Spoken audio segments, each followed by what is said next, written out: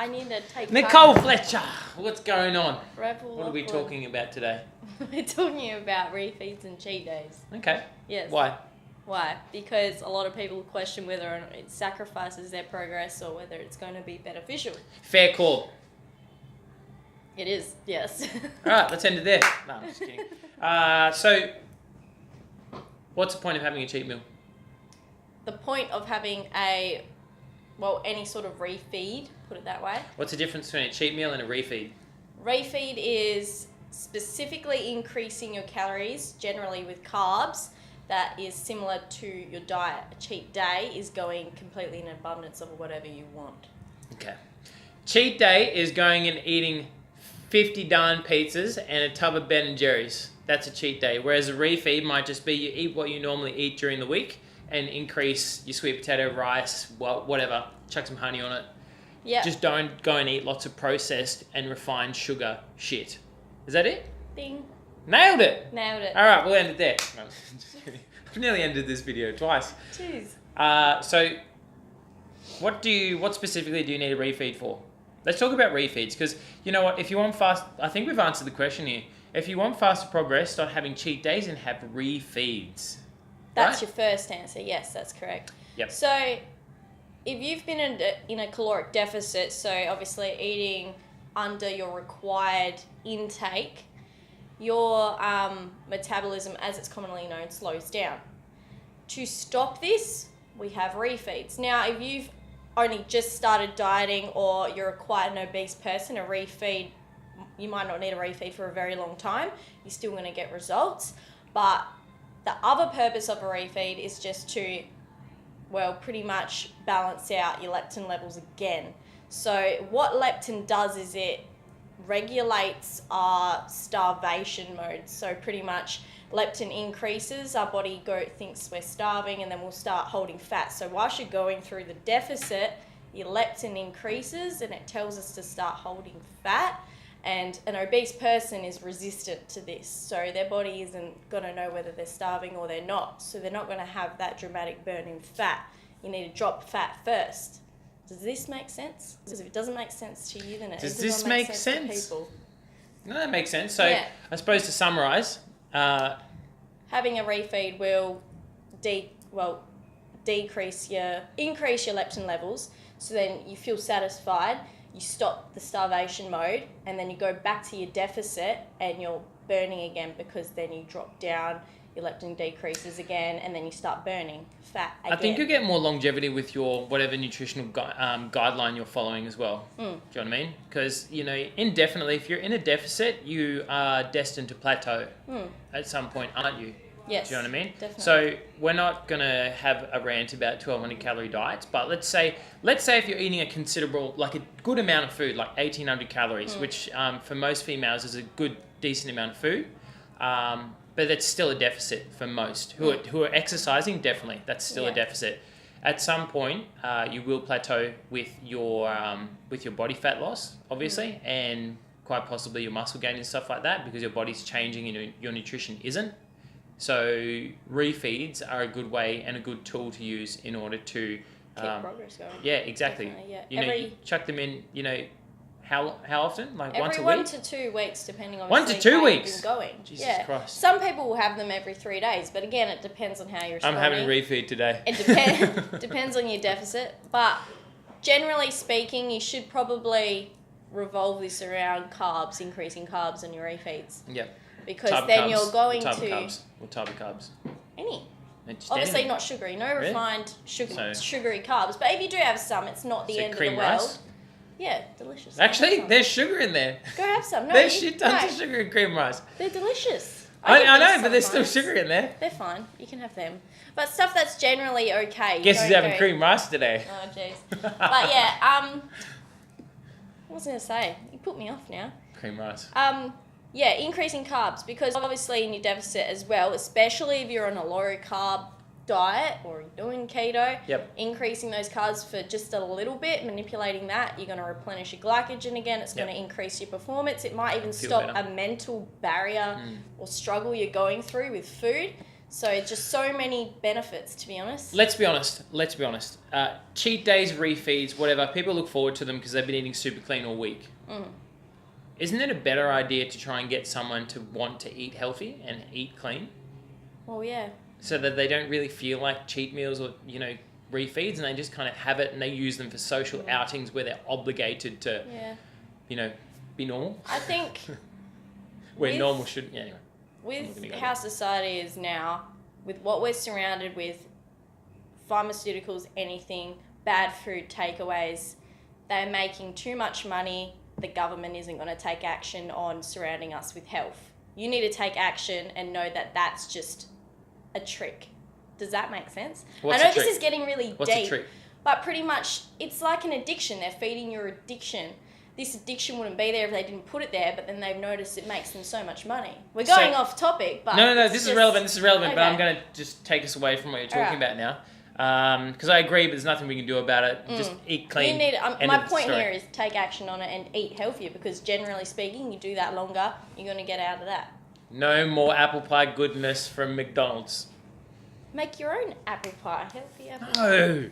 Hey. McDonald's apple pie. I haven't had one of those in I reckon over a year. Wow, that's forever, Rebel. That's a long time Mine's for me. been 6 years. I used to jam one of those ones in straight after some ridiculous challenge, like 1,000 burpee box jumps or something. Yeah, I used to have one after art class in Frio. After art I class? used to go to art class. Oh, good drawer. Wow, you didn't learn much. All right, today? No, I'm going to go there. So back to it. You say it's going to help alleviate some kind of mental block. Let's just explain that for a second. People have cheat days again, and they have refeeds because they're tired and run down from eating clean food, and they just feel like eating shit. Yes? Yeah.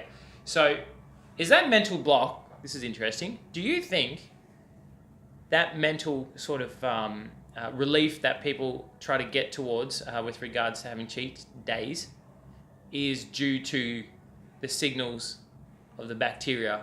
I didn't want to go there in this video. Too bad. Yes, partially is, of course. Yep. Yes, but think about it this way. Obviously, you've seen me do a comp prep, and close to comp, I get seriously fatigued. Having a refeed makes me bounce off my feet. It's just that breakthrough to kick your performance back up, kick your energy back up, balance out your hormones and feel freaking amazing again.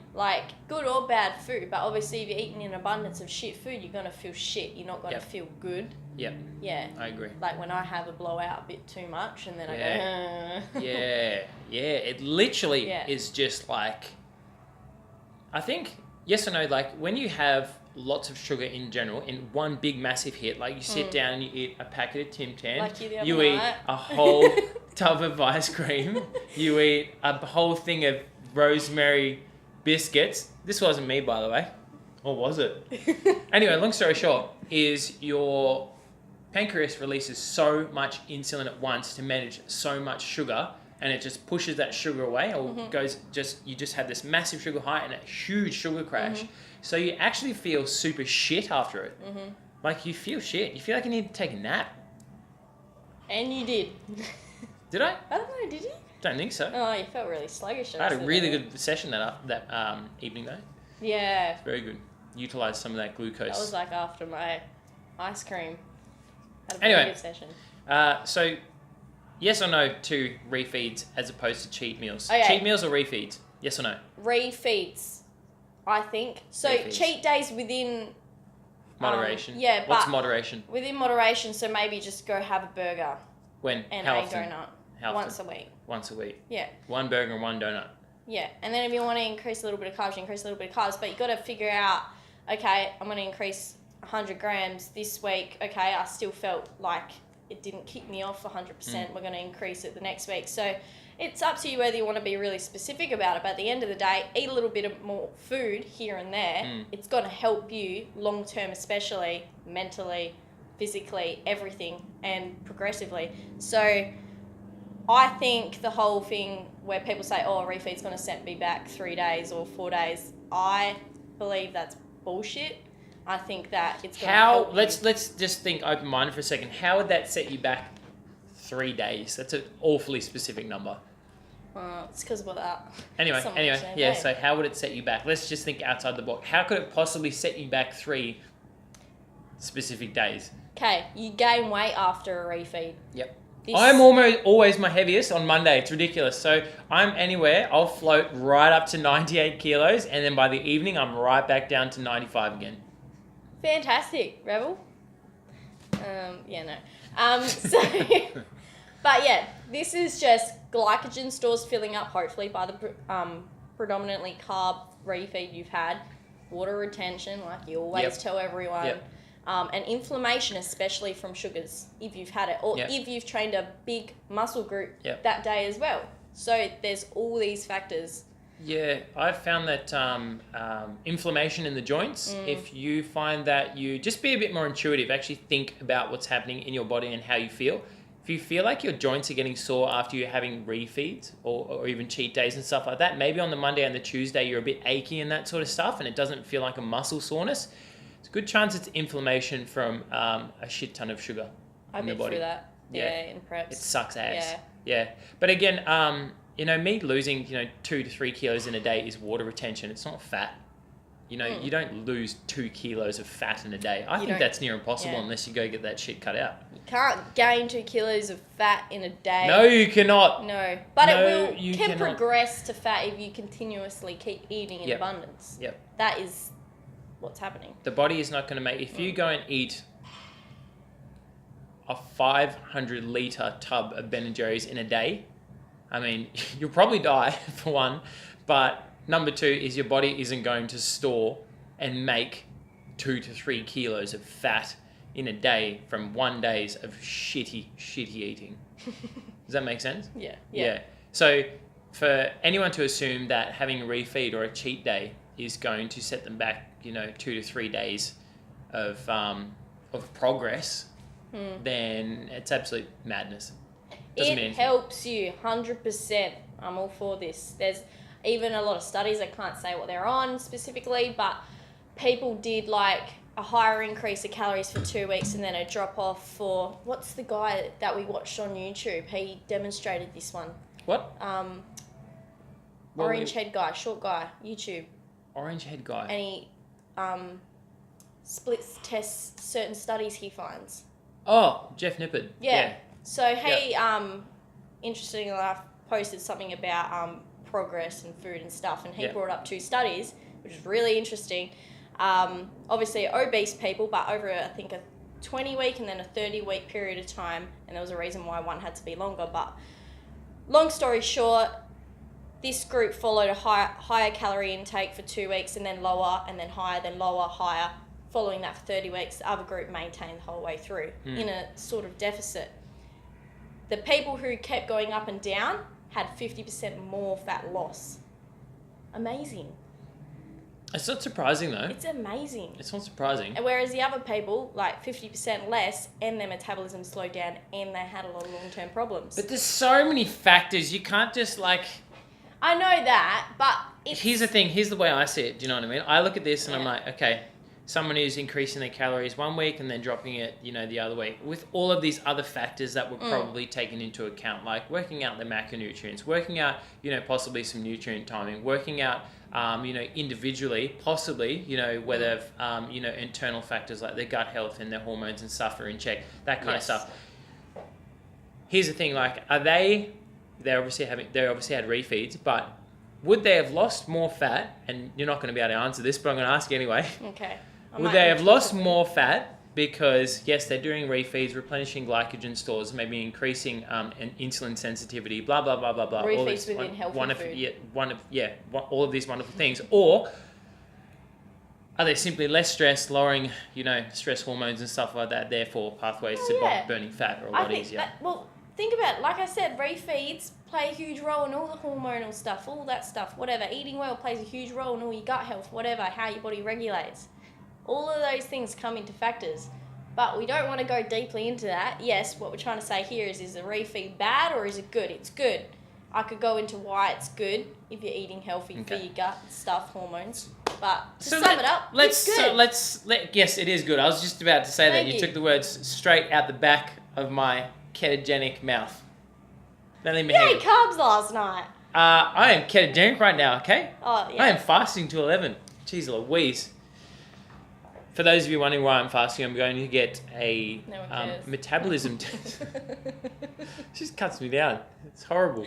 Anyway, summarize. How many refeed days a week, or however many? It's individual thing, but if you've been previously quite obese and you've only just started losing a lot of weight, probably every 2 weeks. Yep.